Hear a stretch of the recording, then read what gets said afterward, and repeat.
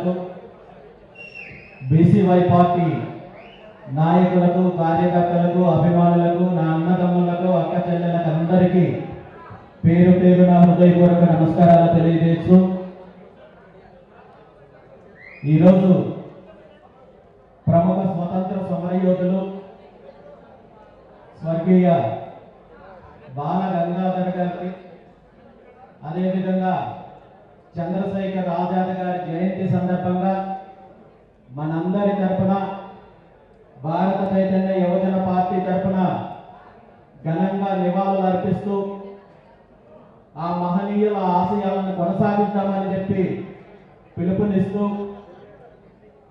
అలాంటి పోరాట వీరులు జన్మించిన ఈరోజు భారత చైతన్య యువజన పార్టీ ఆవిర్భావం జరగడము చాలా సంతోషంగా ఉంది. ప్రజాస్వామ్య భారతదేశంలో అనేక రాజకీయ పార్టీలు ఆవిర్భవించాయి. ఒక్కో పార్టీకి ఒక్కొక్క లక్ష్యం ఉంటుంది, ఒక్కొక్క ఆశయం ఉంటుంది, ఒక్కొక్క సిద్ధాంతం ఉంటుంది. ఒక వర్గ ప్రయోజనాల కోసమో, అభివృద్ధి కోసమో, లేదా ఒక ప్రాంతం కోసమో, ఒక రాష్ట్రం కోసమో ప్రత్యేక పరిస్థితుల్లో రాజకీయ పార్టీని స్థాపించే హక్కు భారత రాజ్యాంగం కల్పించింది. మన ఆంధ్రప్రదేశ్ రాష్ట్రంలో కూడా ఇప్పటికీ అనేక రాజకీయ పార్టీలు ఆవిర్భవించాయి. ఒక్కో పార్టీ ఒక్కొక్క ఉద్దేశంతో ముందుకొచ్చింది. ఇంకా చెప్పాలంటే భారతదేశంలో ఎక్కడా లేని విధంగా రౌడీలకు, గూండాలకు, డెకాయిట్లకు, 420లకు కావాల్సిన పార్టీలు కూడా ఈ రాష్ట్రంలోనే ఆవిర్భవించాయి. ఎన్ని పార్టీలు వచ్చినా, ఎన్ని ప్రభుత్వాలు వచ్చినా, ఆంధ్రప్రదేశ్ రాష్ట్రం ఏర్పడినప్పటి నుండి ఈ రోజు వరకు మనం తీసుకున్నట్టయితే, ఈ రాష్ట్రంలో ఏం జరిగింది అనే విషయం మనం తీసుకున్నట్టయితే, భారతదేశం మొత్తానికి ఏదైతే అన్ని రాష్ట్రాల కంటే, ప్రాంతాల కంటే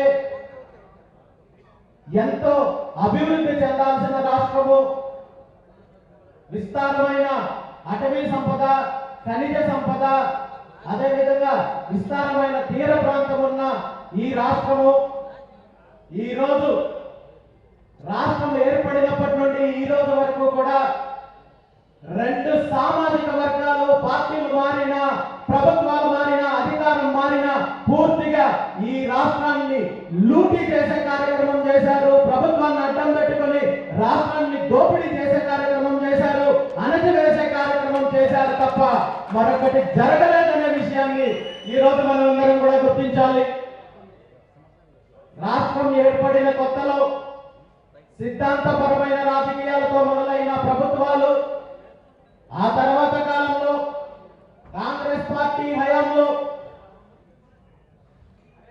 ఒక సామాజిక వర్గము పూర్తి స్థాయిలో ఆధిపత్యము వహించి ఈ రాష్ట్రానికి సంబంధించిన భూములు, ఈ రాష్ట్రానికి సంబంధించిన సంపదను కొల్లగొట్టే ప్రయత్నం చేస్తే, ఆ తర్వాత 1983లో మరో పార్టీ ఆవిర్భవించింది.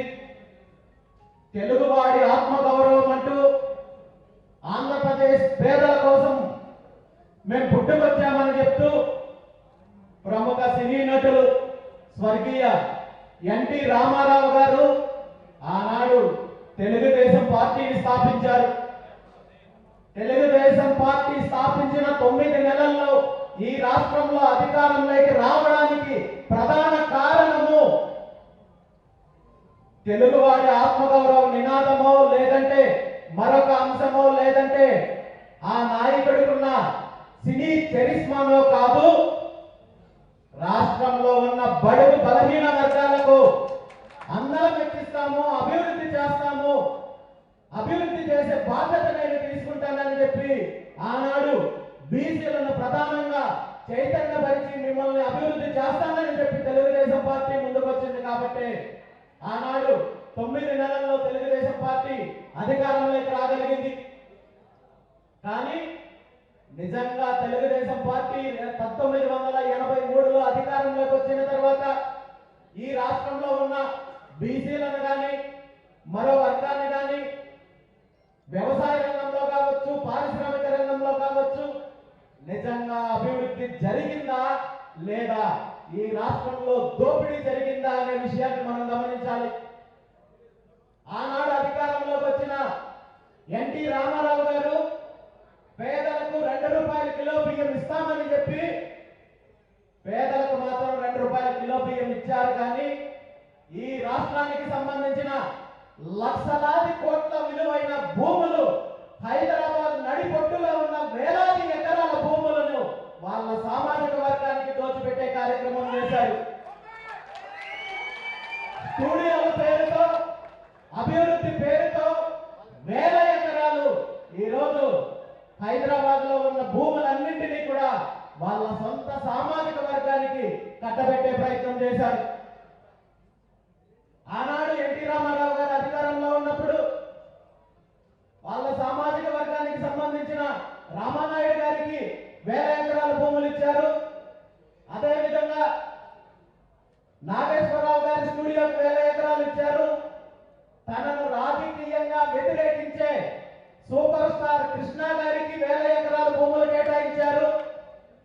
అదేవిధంగా రాఘవేంద్రరావు లాంటి దర్శకునికి వేల ఎకరాల భూములు అప్పచెప్పడం జరిగింది. కానీ ఇదే రాఘవేంద్రరావు గారి గురువు ఎవరైతే ఉన్నారో దాసరి నారాయణరావు, ఆయన సినీ పరిశ్రమలో వీళ్ళందరికంటే గొప్పగా సినీ పరిశ్రమకు సేవలు చేసినప్పటికీ ఒక్క సెంటు కూడా భూమి ఇవ్వని పరిస్థితి. కారణం ఏంటంటే దాసరి నారాయణరావు గారు ఆయన సామాజిక వర్గం కాదు అనే ఒకే ఒక్క కారణంతో ఆ రోజు అతనికి ఎటువంటి ప్రోత్సాహకాలు ఇవ్వని పరిస్థితి రామారావు గారు చేయడం జరిగింది.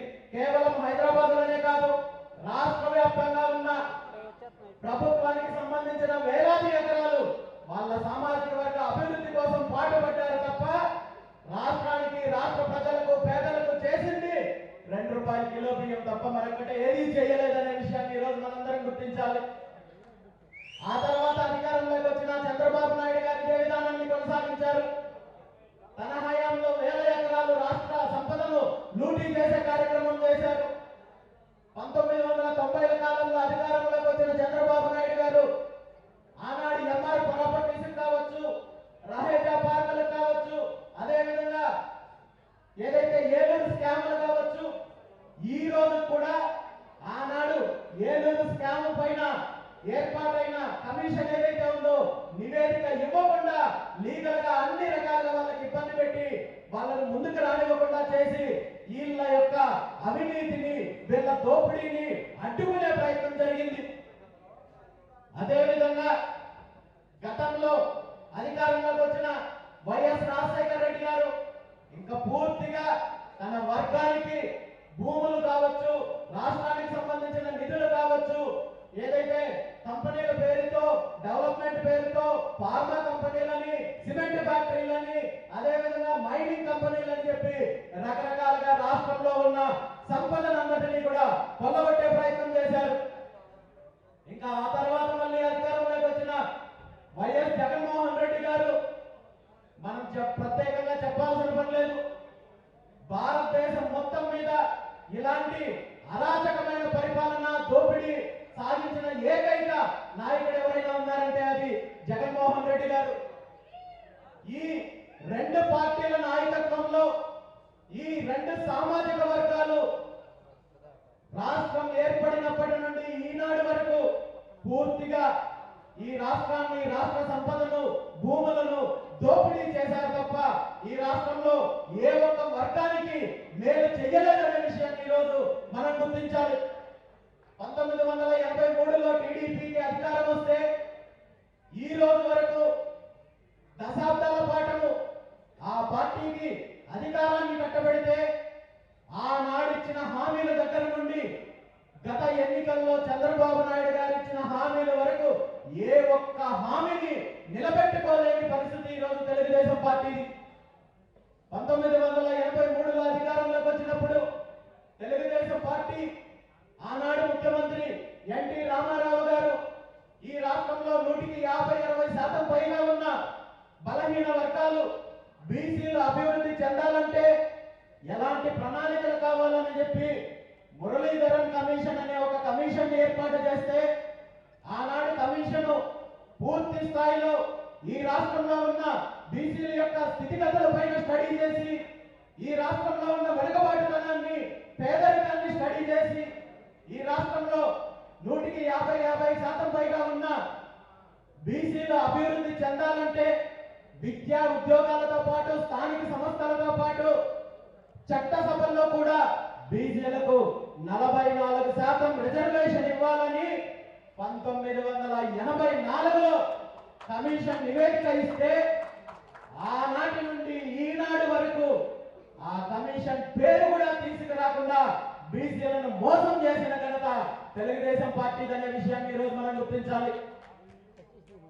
అదేవిధంగా ఈరోజు తర్వాత అధికారంలోకి వచ్చిన కాంగ్రెస్ పార్టీ కావచ్చు, వైఎస్ రాజశేఖర రెడ్డి, అదేవిధంగా జగన్మోహన్ రెడ్డి గారు కావచ్చు, పూర్తిగా బీసీలంటే ఒక వర్గము బీసీ కమిషన్ కావచ్చు, అదేవిధంగా బీసీకి సంబంధించిన పథకాలు కావచ్చు, బీసీ కార్పొరేషన్ కావచ్చు, ఒక్కటిగా ఉన్న కార్పొరేషన్ ని కులాల వారీగా విడదీసి బీసీలకు సంబంధించిన కార్పొరేషన్ ని తీసేసి కులాల వారీగా కార్పొరేషన్ తీసుకుని వచ్చి విడగొట్టే ప్రయత్నం చేసి ₹1 కూడా నిధులు ఇవ్వకుండా పూర్తిగా అనగదొక్కే కార్యక్రమం చేశారు తప్ప బీసీ వర్గాలకు ఏ ఒక్క పార్టీ సామాజికంగా కావచ్చు, ఆర్థికంగా కావచ్చు, రాజకీయంగా కావచ్చు ముందుకు వచ్చే ప్రయత్నం అయితే ముందుకు తీసుకొచ్చే ప్రయత్నం చేయలేదనే విషయాన్ని మనం అందరం గుర్తించాలి. ఈ పార్టీలు ఇస్తున్న పదవులు ఏవైతే ఉన్నాయో ఇవన్నీ కూడా ఉత్సవ విగ్రహాల లాంటి పదవులు తప్ప మరొకటి కాదు. ఈ పార్టీల్లో ఉన్న బీసీ నాయకులకు పదవులు తప్ప అధికారం ఉండదు, నిధులు ఉండదు, ఏ ఒక్క అంశం పైన ప్రశ్నించే హక్కు ఉండదనే విషయాన్ని ఈరోజు మనందరం గుర్తించాలి.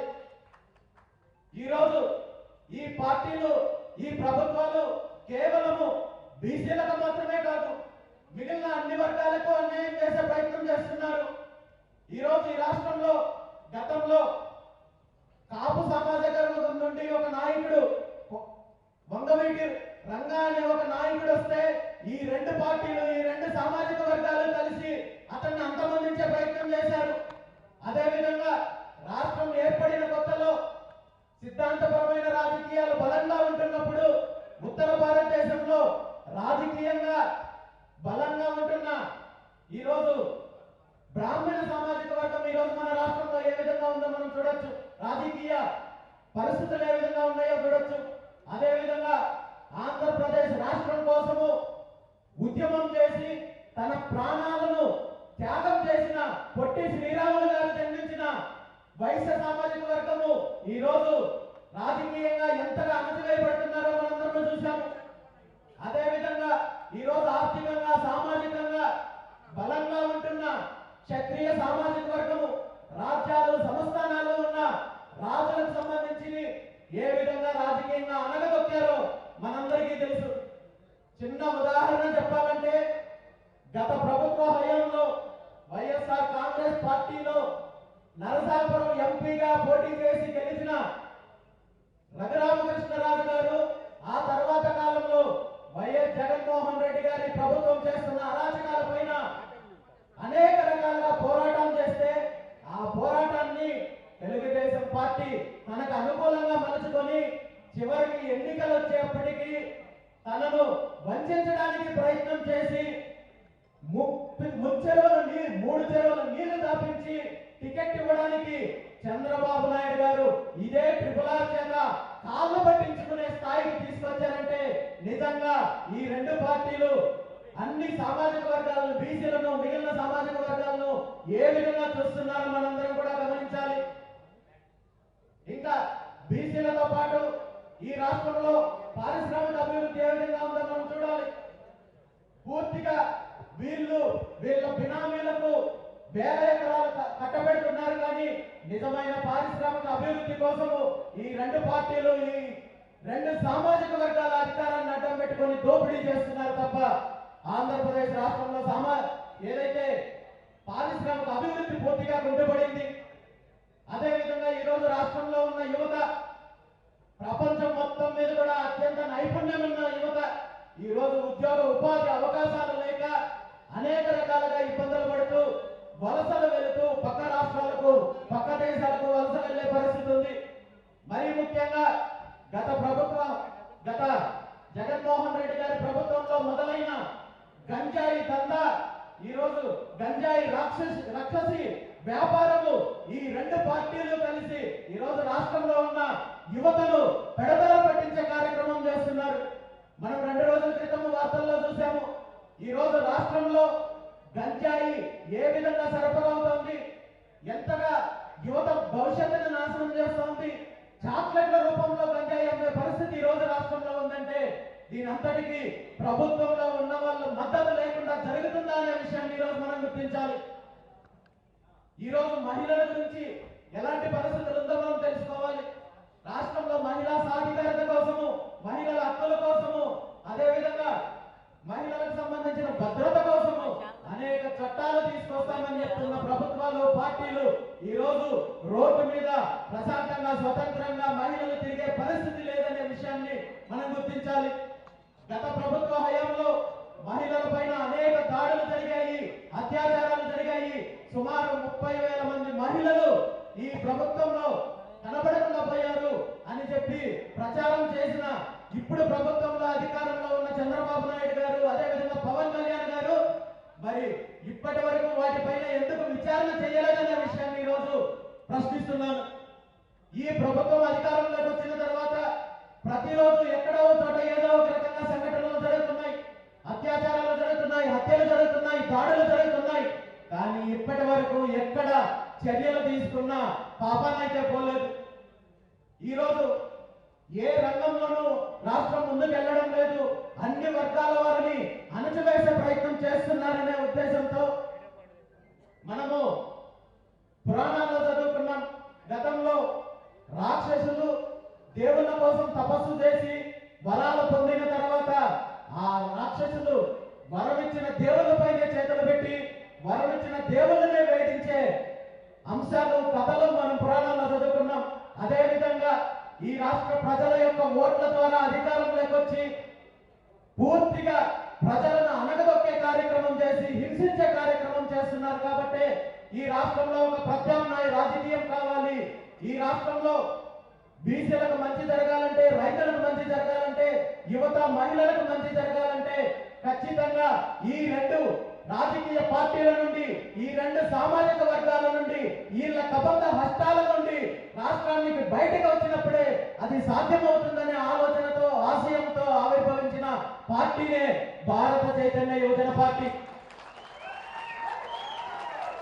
పార్టీ ఆవిర్భావం జరిగిన 2023 జూలై 23 నుండి ఈ రోజు వరకు రాష్ట్రంలో ఎవరైతే అణచివేతకు గురవుతున్న వర్గాలు ఉన్నారో, బీసీ, ఎస్సీ, ఎస్టీ, మైనారిటీలతో పాటు రైతుల్లో కావచ్చు, యువతలో కావచ్చు, అన్ని రకాలుగా చైతన్యం తీసుకొని వచ్చి ఈ రాష్ట్రంలో రాజకీయ మార్పు కోసము పోరాటం చేస్తుంటే పార్టీ ఆవిర్భవించిన తర్వాత అనేక రకాలుగా బీసీవై పార్టీని అణచివేసే కార్యక్రమం చేశారు. బీసీవై పార్టీ ఎదగకుండా, బీసీవై పార్టీ ప్రజల్లోకి వెళ్లకుండా అనేక కుట్రలు చేశారు, అనేక కేసుల ద్వారా వేధించారు, అనేక రకాల దాడుల ద్వారా వేధించారు. అప్పట్లో అధికారంలో ఉన్న వైఎస్ఆర్ కాంగ్రెస్ పార్టీ కేసుల ద్వారా, దాడుల ద్వారా పార్టీని ఇబ్బంది పెట్టాలని ప్రయత్నం చేస్తే అప్పుడు ప్రతిపక్షంలో ఉన్న తెలుగుదేశం పార్టీ బీసీవై పార్టీని వెనక నుండి వెన్నుపోటు పడిచే కార్యక్రమం చేశారు. ఎన్ని ఇబ్బందులకు గురి చేసినా, ఎన్ని రకాలుగా బీసీవై పార్టీని ప్రజల్లోకి వెళ్లకుండా అడ్డుకునే ప్రయత్నం చేసిన బీసీవై పార్టీ ఆవిర్భావం నుండి ఈ రోజు వరకు ప్రజల పక్షాన నిలబడింది. అదేవిధంగా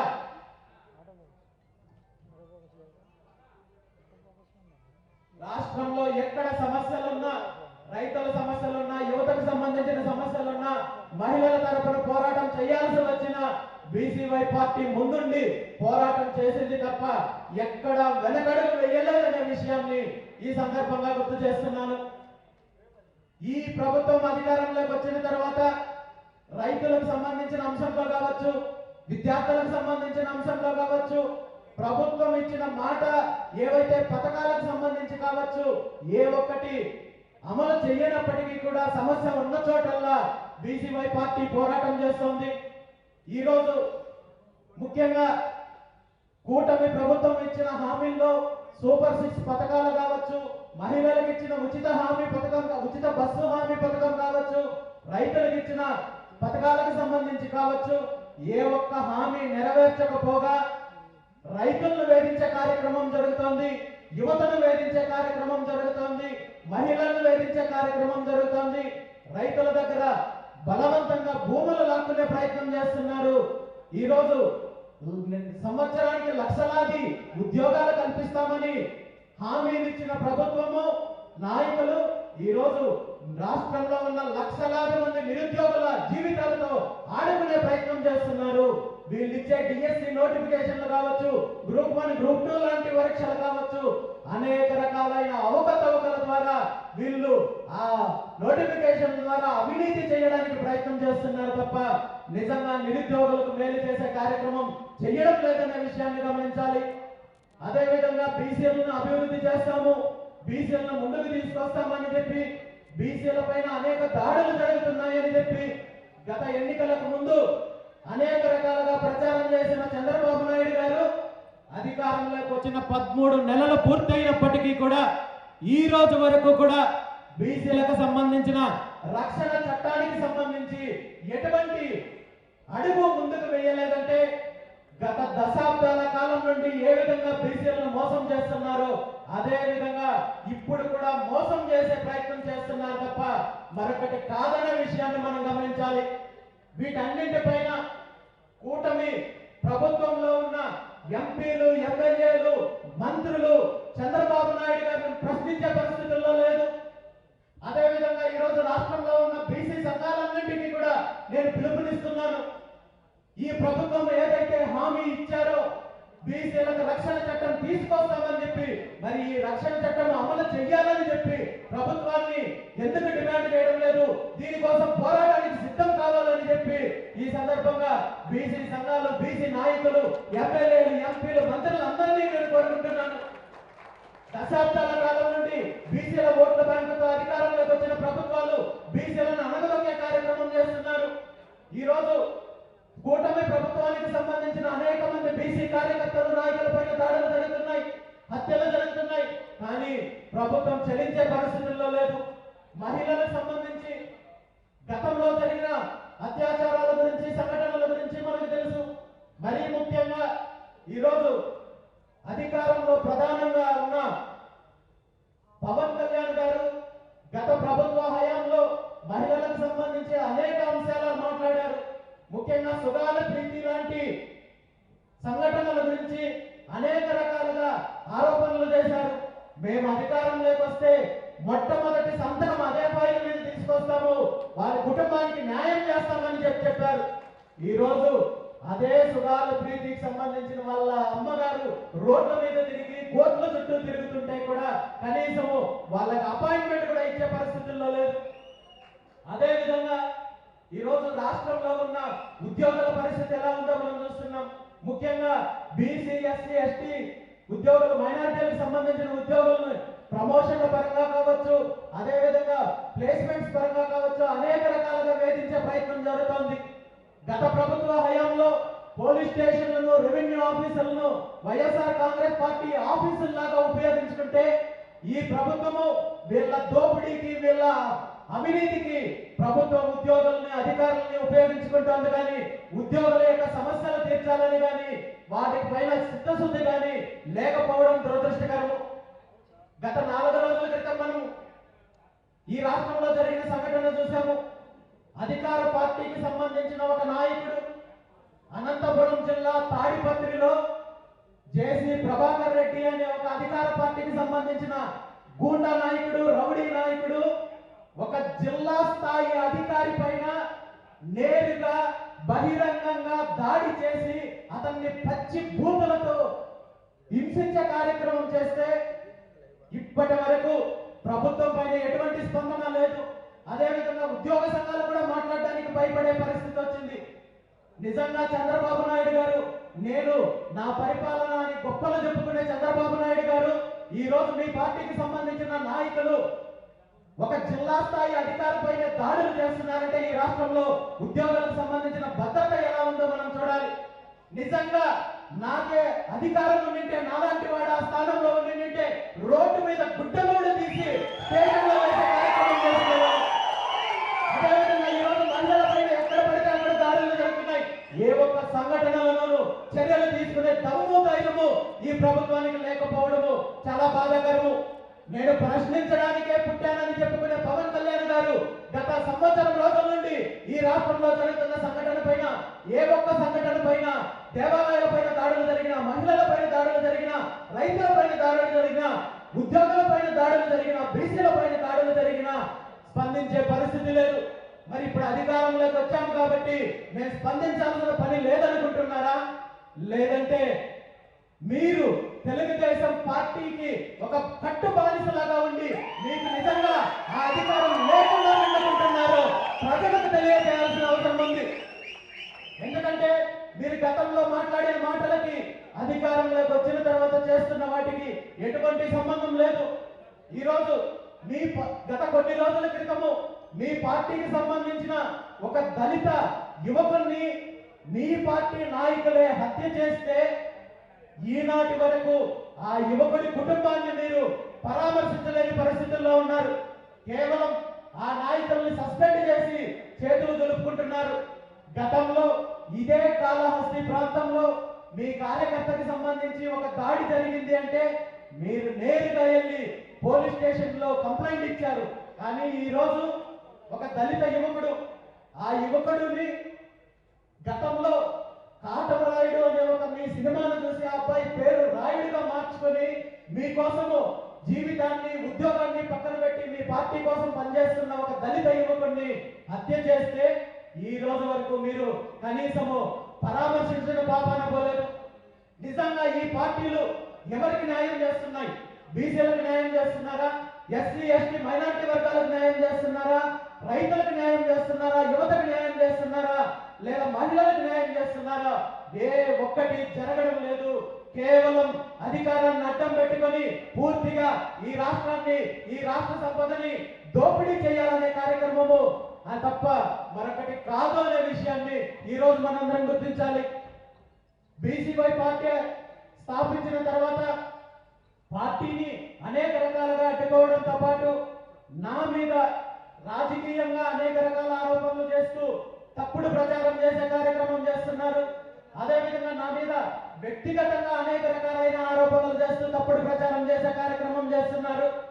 అందులో ముఖ్యంగా నేను పుట్టినప్పటి నుండి కూడా హిందూ ధర్మం గురించి, హిందూ ధార్మిక కార్యక్రమాల గురించి నేను ముందుంటాను కాబట్టి నేను బీజేపీకి సంబంధించిన బినామీ అని చెప్పి అనేక రకాలుగా ప్రచారం చేసే కార్యక్రమం చేస్తున్నారు.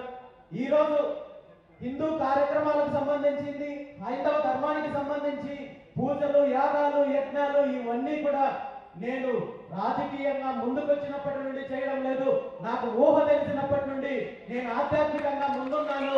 హిందూ ధర్మానికి ఎక్కడ ఇబ్బంది జరిగినా, ఎక్కడ అన్యాయం జరిగినా నా స్థాయిలో నేను ప్రశ్నించాను తప్ప ఈ రోజు రాజకీయాల కోసమో లేదా మరొక అంశం కోసమో, హిందూ ధర్మం కోసమో లేదా సనాతన ధర్మం కోసమో నేను రాలేదనే విషయాన్ని ఈ రోజు మీ అందరికీ తెలియజేస్తున్నాను. అదేవిధంగా నా మీద జరిగిన ప్రధాన ఇంకొక తప్పుడు ప్రచారాల్లో నేను ఎవరికో బినామీ అని, ఏదో నాయకుడు నన్ను ప్రోత్సహిస్తే ముందుకు వచ్చానని మరో రకంగా ప్రయత్నం చేస్తున్నారు. నా మీద బురద చల్లే ప్రయత్నం చేస్తున్నారు. ఇందులో ప్రధానంగా నేను గతంలో కొన్ని రోజుల క్రితము, కొన్ని సంవత్సరాల క్రితము చెన్నైకి సంబంధించిన ఒక ఆసుపత్రిలో భాగస్వామిగా ఉన్నందుకు తమిళనాడుకి సంబంధించిన జయలలితకి నేను బినామీ అని, శశికళకి బినామీ అని చెప్పి అనేక రకాలుగా తప్పుడు ఆరోపణలు చేశారు. వాళ్ళెవరో కూడా నాకు తెలీదు. ఏ రోజు నేను ఎవరిని కలవలేదు. అదేవిధంగా అమిత్ షా గారి కుమారుడు జైషా గారితో నాకు పార్ట్నర్షిప్ ఉంది, నేను ఆయన బినామీ అని చెప్పి ప్రచారం చేశారు. అదేవిధంగా మా గృహ ప్రవేశం జరిగినప్పుడు బాబా రామ్దేవ్ గారు యోగా గురువు మా ఇంటికి వచ్చారని చెప్పి ఆయన బినామీ అని చెప్పి ప్రచారం చేశారు. నిజంగా ఇంతమందికి నేను బినామీ అయితే, ఇంతమంది నాకు ఆర్థికంగా నాకు సపోర్ట్ చేసినట్టయితే, పార్టీ పెట్టిన ఈ 2 సంవత్సరాల్లో మీ 2 పార్టీలని బంగాళాఖాతంలో కలిపేసేవాడిని. నిజంగా నా మీద ఆరోపణలు చేస్తున్న ఏ ఒక్కరికైనా నేను ఒక్కటే చెప్తున్నాను, నిజంగా మీరు చేస్తున్న ఆరోపణల్లో నిరూపించండి, ఒక్కటైనా నిరూపించండి. నేను రాజకీయాలు వదిలేసి మీరు ఏ శిక్ష వేస్తే ఆ శిక్షకు నేను సిద్ధంగా ఉన్నాను.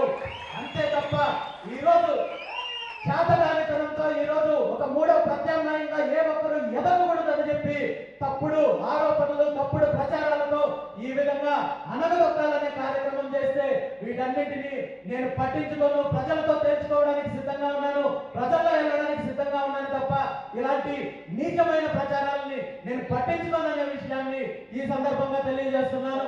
ఈ రోజు రాష్ట్రాన్ని, రాష్ట్ర సంపదని, రాష్ట్ర ప్రజలని అన్యాయం చేసి పూర్తిగా దోపిడీ చేసింది మీరు, అనగదొక్కింది మీరు, అరాచకాలు చేస్తున్నది మీరు. ఈ రాష్ట్రంలో ఉన్న బీసీ, ఎస్సీ, ఎస్టీ మైనారిటీలతో పాటు మిగిలిన అన్ని వర్గాలను ఈ 2 పార్టీలు, ఈ 2 సామాజిక వర్గాలు రాష్ట్రాన్ని నాశనం చేశాయి, భ్రష్టు పట్టించాయి తప్ప నేను చేసింది నా మీద తప్పుడు ఆరోపణలు చేయడం వల్ల దానివల్ల ఉపయోగం లేదు. ఈ రోజు నేను ఈ సందర్భంగా ఈ రాష్ట్రానికి, రాష్ట్ర ప్రజలకు ఒక్కటే పిలుపునిస్తున్నాను. రాష్ట్రం ఏర్పడినప్పటి నుండి ఇప్పటి వరకు దశాబ్దాల కాలం పాటు ఈ 2 సామాజిక వర్గాలు, రెడ్డి, కమ్మ అనే 2 సామాజిక వర్గాలు ఈ రాష్ట్రాన్ని అనేక రకాలుగా దోపిడీ చేశారు. ఈ రాష్ట్ర సంపదను దోపిడీ చేశారు. బీసీలను అనగదొక్కారు, ఎస్సీలను అనగదొక్కారు, మైనార్టీలను అనగదొక్కారు, దళితులను అనగదొక్కారు, వ్యవసాయ రంగాన్ని భ్రష్టు పట్టించారు, యువత జీవితంలో నాశనం చేశారు, మహిళల జీవితాలతో అడ్డుకుంటున్నారు. దీనంతటికీ కారణము మీకు ప్రజలిచ్చిన అధికారాన్ని అడ్డం పెట్టుకొని ఈ రోజు రాష్ట్రాన్ని భ్రష్టు పట్టించారు. కాబట్టి ఈ రోజు రాష్ట్ర ప్రజలకు నేను ఒక్కటే పిలుపునిస్తున్నాను, వచ్చే ఎన్నికలకి రాబోయే రోజుల్లో ఇప్పటి వరకు ఎవరైతే దోపిడీ చేసిన ఈ 2 వర్గాలు ఉన్నాయో వీళ్ళకి పూర్తి స్థాయిలో ఈ 2 సామాజిక వర్గాల నుండి రాష్ట్ర రాజకీయాల నుండి బహిష్కరించాల్సిన అవసరం ఉందని చెప్పి ఈ సందర్భంగా రాష్ట్రానికి, రాష్ట్ర ప్రజలకు పిలుపునిస్తున్నాను. ఇది వచ్చే స్థానిక ఎన్నికల్లోనే ఏ ఒక్క కమ్మ సామాజిక వర్గం నుండి, రెడ్డి సామాజిక వర్గం నుండి ఒక్కరికి కూడా ప్రోత్సహించేది కానీ ఓట్లు వేసే ప్రయత్నం జరగకూడదని చెప్పి ఈ సందర్భంగా నేను తెలియజేస్తున్నాను. అదేవిధంగా వచ్చే సాధారణ ఎన్నికల్లో ఈ రాష్ట్రం నుండి ఒక్క కమ్మ సామాజిక వర్గం నుండి కానీ, రెడ్డి సామాజిక వర్గం నుండి కానీ ఒక్కరు కూడా అసెంబ్లీకి కానీ, పార్లమెంటుకు కానీ వెళ్ళకుండా చూడాల్సిన బాధ్యత మనందరికీ ఉందని చెప్పి ఈ సందర్భంగా తెలియజేస్తూ ఆ బాధ్యత భారత చైతన్య యువజన పార్టీ తీసుకుంటుందని చెప్పి ఈ సందర్భంగా తెలియజేస్తూ ఈ రాష్ట్రంలో జరుగుతున్న అరాచకానికి, అవినీతికి, దోపిడీకి ఈ 2 సామాజిక వర్గాలే కారణము. ఇప్పటి వరకు మీరు చేసిన దోపిడీకి అంతం పలికి రాష్ట్రాన్ని అన్ని రకాలుగా అభివృద్ధి చేసే ప్రయత్నము, అదేవిధంగా బీసీలకు, ఎస్సీ, ఎస్టీ, మైనారిటీలకు, యువతకు, రైతులకు, మహిళలకు అందరికీ కూడా అభివృద్ధి దిశగా తీసుకెళ్లే బాధ్యత బీసీవై పార్టీ ప్రయత్నం చేస్తుందని, తీసుకుంటుందని చెప్పి తెలియజేస్తూ రాబోయే రోజుల్లో బీసీవై పార్టీ బీసీవై భరోసా యాత్ర అనే పేరుతో ప్రజల్లోకి వెళ్ళబోతున్నాము. ప్రతి జిల్లాకి వెళ్ళబోతున్నాము, ప్రతి నియోజకవర్గానికి వెళ్ళబోతున్నాము. అన్ని వర్గాలని కలుపుకొని ఈ రాష్ట్రంలో అణచివేతకు గురవుతున్న ప్రతి వర్గాన్ని కలుపుకొని వీళ్ళ యొక్క దోపిడీ, అరాచకానికి అంతం పలికే దిశగా ప్రజల్లోకి వెళ్ళి రాజకీయ చైతన్యం తీసుకొని వచ్చి, ప్రజల్లో మార్పు తీసుకొని వచ్చి వచ్చే ఎన్నికల నాటికి బీసీవై పార్టీ జెండా ఈ రాష్ట్రంలో ఎగరవేసే దిశగా పూర్తి స్థాయిలో నా శక్తులు, నా ఆధ్యాత్మిక సంపాదన మొత్తం అన్నింటి, నా సమయాన్ని పూర్తిగా వెచ్చిస్తానని చెప్పి మరొకసారి మీ అందరికీ మాటిస్తూ ఈ రోజు నుండి బీసీవై పార్టీ సిద్ధాంతాలు, లక్ష్యాలు, బీసీవై పార్టీ మేనిఫెస్టోని ప్రజల్లోకి తీసుకెళ్లడానికి, పార్టీ నిర్మాణంతో పాటు ప్రజల్లో చైతన్యం తీసుకురావడానికి మీరందరూ కూడా కలిసి వస్తారని చెప్పి మనస్ఫూర్తిగా కోరుకుంటూ మరొకసారి ధన్యవాదాలు తెలియజేస్తూ జై హింద్, జై పూలే, జై అంబేద్కర్, జై బీసీవై. Thank you.